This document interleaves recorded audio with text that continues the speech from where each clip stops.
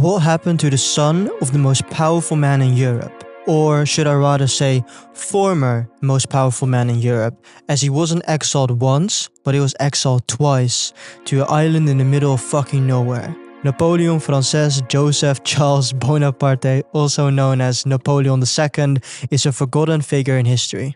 The life of Napoleon II is a story with high expectations, but a super sad ending.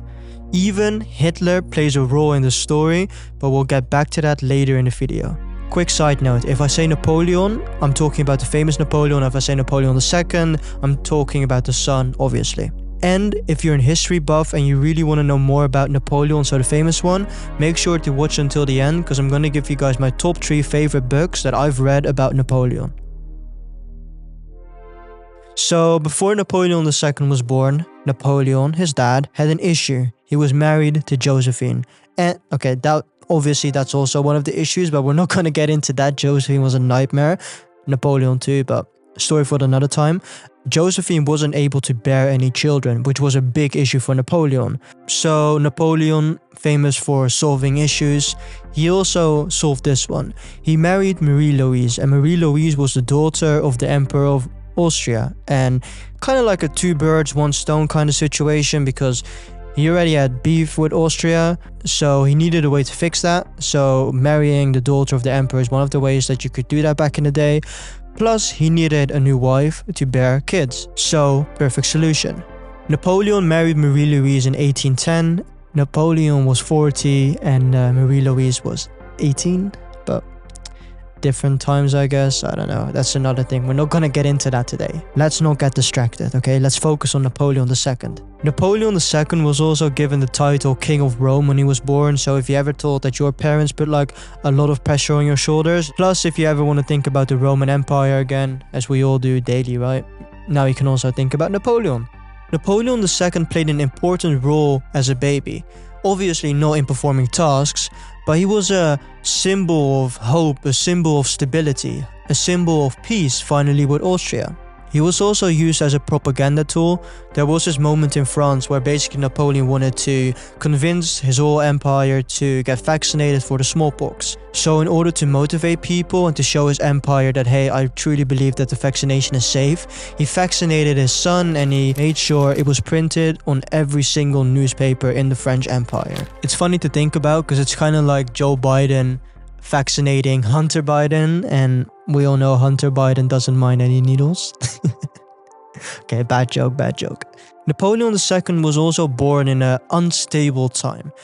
His dad was losing battles, he was losing a grip of his empire, there were tons of civil wars, people were fighting back, people didn't want to be conquered by the French anymore, especially the Spanish. Plus he kept getting betrayed by his allies, but again, let's focus on Napoleon II. I'm really trying my best not to get distracted, as obviously the story of Napoleon is super fascinating, but let's focus on the son. So, story for another time. Okay, so I'm going to summarize the fall of Napoleon in 1 minute, because I don't want to talk about Napoleon anymore. Let's focus on Napoleon II. Okay, 1 minute, let's go. Okay, so the Napoleon downfall basically started with him invading Russia. Stupid. More than 300,000 people died. So in 1813, he lost to the 6th coalition, the Battle of Leipzig. Leipzig? No clue how you pronounce that. Leipzig. Then Napoleon tried to put his son on the throne. Didn't work out. Technically, Napoleon II was emperor for 2 days, but he wouldn't have noticed as he was a toddler. So Napoleon II actually achieved more when he was 3 than I've achieved. And I'm 21. Fuck.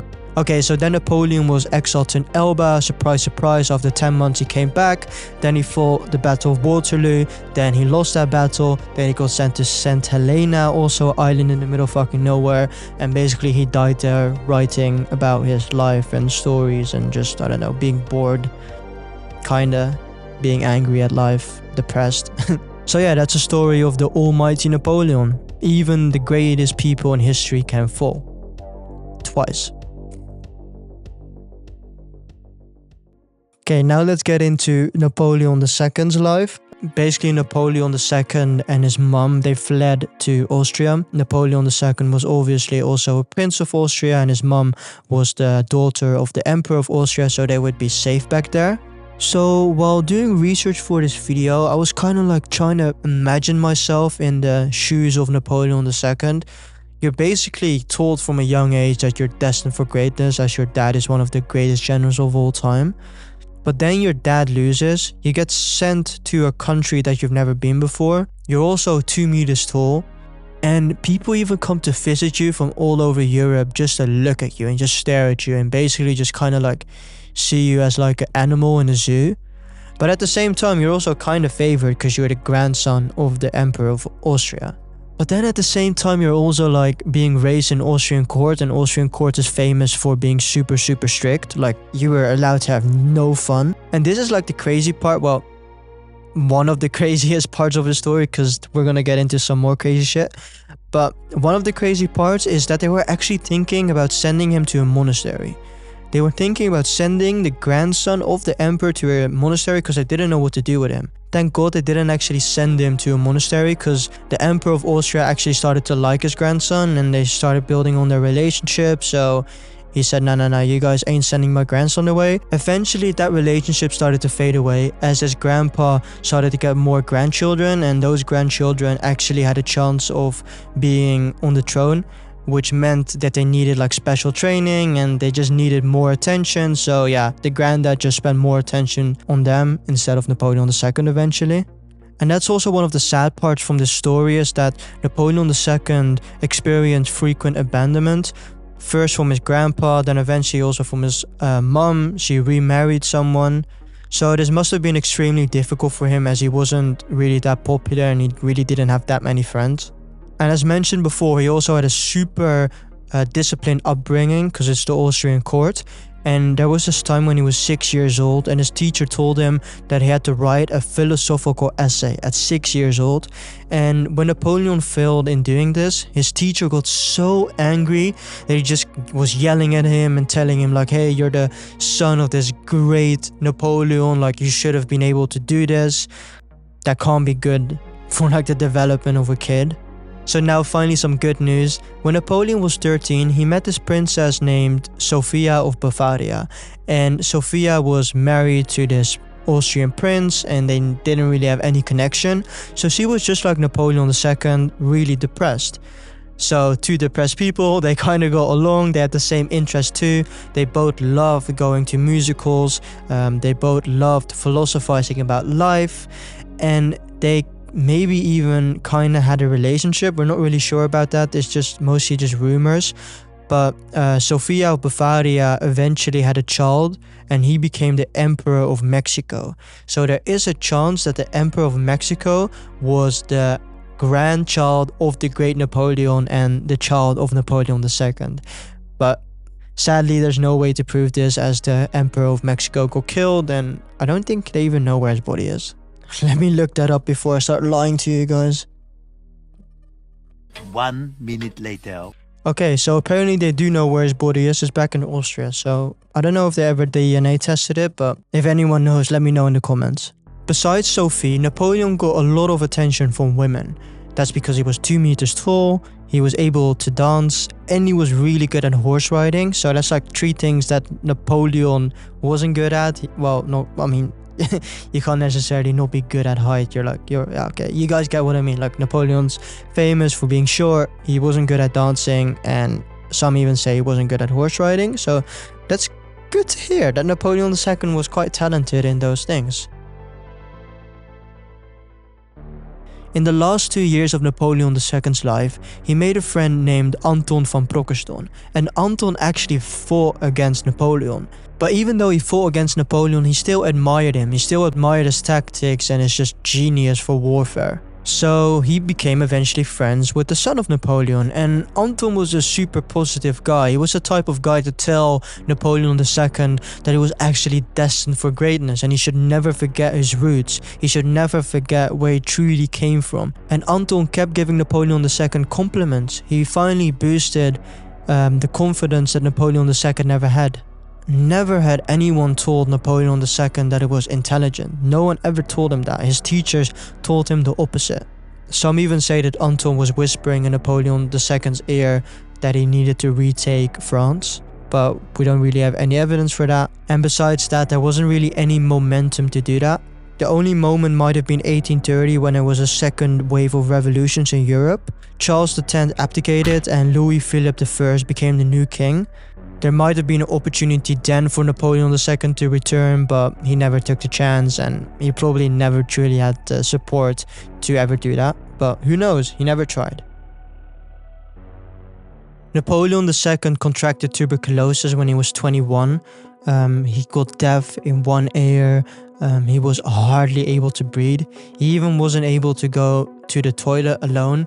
And this is crazy as he was literally one of the best horse riders in the Austrian court, and he was known for being such an athletic and healthy guy. Plus he was 2 meters. Imagine having to carry someone to the toilet and they're 2 meters.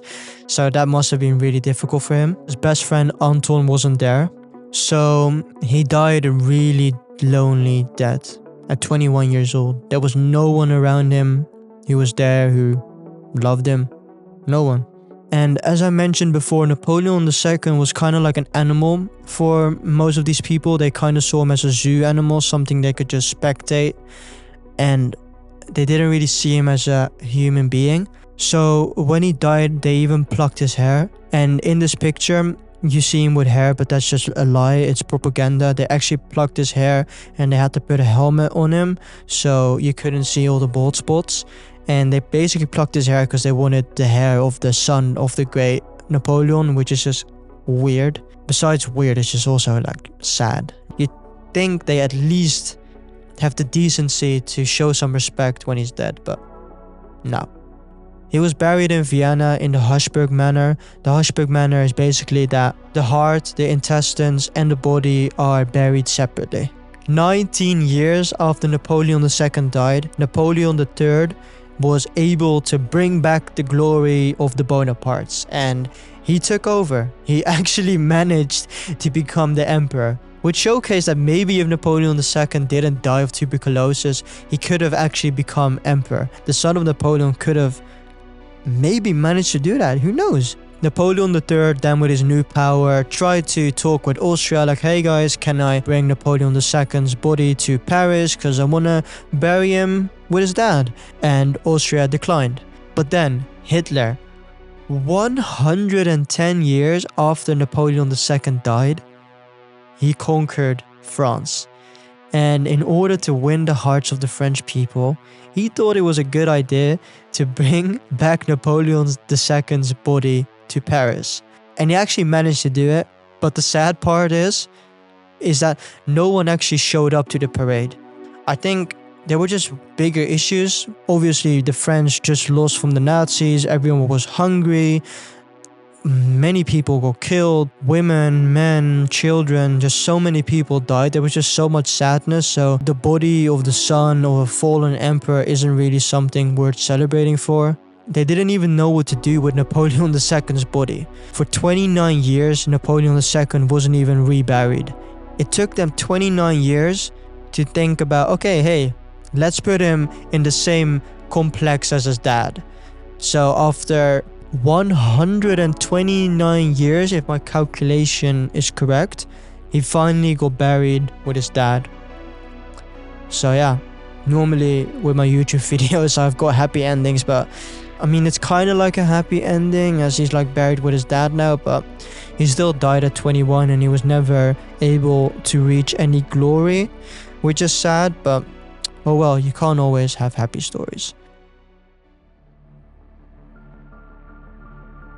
So as promised, my top 3 favorite books that I've read about Napoleon. First is In the Mind of Napoleon. It's basically like reading the diary of Napoleon. It's a book with all these chapters of what did Napoleon say about love, what did he say about discipline, what did he say about nationality, what did he say about war, etc, etc.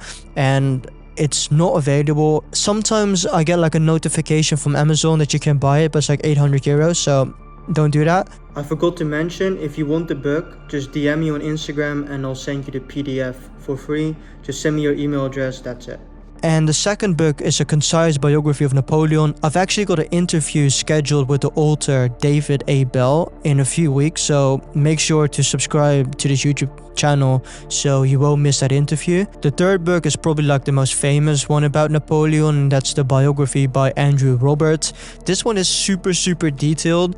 I've half read the book, like I just kind of like skimmed through it, and just parts that I wanted to know more about in Napoleon's life, I'd like researched that part, but I didn't finish the whole book because I think it's like 900 pages, and I'm not really interested in what the auntie of Napoleon did on a random Sunday. So to me it was a little too detailed, but it's still a good book if you really want to get into detail, so definitely recommend it. I hope you guys enjoyed this video. Make sure to like, subscribe, and I hope to see you guys soon. Take care. Ciao.